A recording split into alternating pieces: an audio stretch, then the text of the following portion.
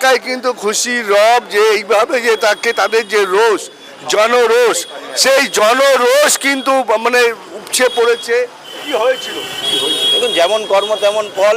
2021 সালে ভারতীয় জনতা পার্টির এক একটা কর্মীর ওপরে যে নির্মম অত্যাচার চালিয়েছিল সেটার পরিণতি আজকে একটা নিদর্শন ছিল। ক্ষমতা চলে গেলে, ক্ষমতার অপব্যবহার করলে কি দিন দেখতে হয় সেটা প্রশাসন বুঝিয়ে দিল। আমরা যদি চাইতাম ওকে আরও বোঝাতে পারতাম। তীর্থঙ্কর ঘোষকে আজকে সাধারণ মানুষ যেভাবে উপচে পড়ছিল, ওকে তো ঘিরে ধরে ওখানে পদপিষ্ট করে মেরে ফেলতো, কিন্তু কামড়ালে তো কামড়াতে নেই। তাই আমরা কন্ট্রোল করার চেষ্টা করেছি যেন মানুষ তাকে সেভাবে শারীরিক হানি না। দেখুন, এটা একটা দুর্গম দুর্গকে ভেঙে তছনছ করা হলো। দুষ্কৃতীদের যে আঁকড়া হয়েছিল পুরো জেলাতে, উত্তর 24 পরগনায় জেলায় সেফ হাউস ছিল, শেল্টার ছিল পানিহাটি, সেই জায়গাটা ভেঙে তছনছ। দেখুন, 2021 সালে আমার বাড়িতে যে বোমাবাজি করেছিল, আমাকে যে মিথ্যে মামলা রুজু করে জেল কাটিয়েছিল, সেটাতে প্রশাসনের ওপরে আস্থা রেখে আমরা কেস করি, পোস্টপোল ভায়োলেন্সের কেস 2026 সালে করি।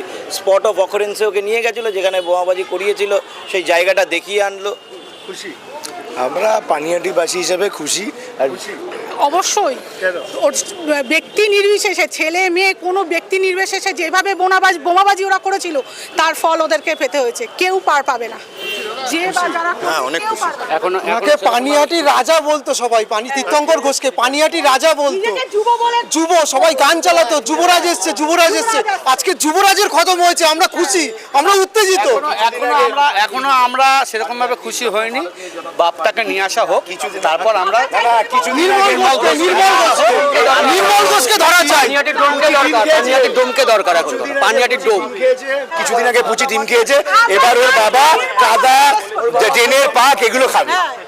আমরা চাই নির্মল ঘোষ এত আনন্দের মূল, এরপর আরো খুশি হব যখন নির্মল ঘোষ যাবে, তখন আরো খুশি হব।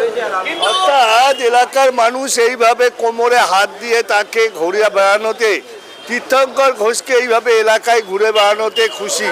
এলাকার বাসিন্দারা এমনটাই তারা জানাচ্ছেন। তাদের বক্তব্য হচ্ছে আরও বেশি তারা খুশি হবেন তার পিতা প্রাক্তন বিধায়ক নির্মল ঘোষকে যদি এইভাবে ঘোরানো হয়। পানিহাটি থেকে বিশ্বজিতের সঙ্গে অনন্ত চট্টোপাধ্যায়, TV9 বাংলা।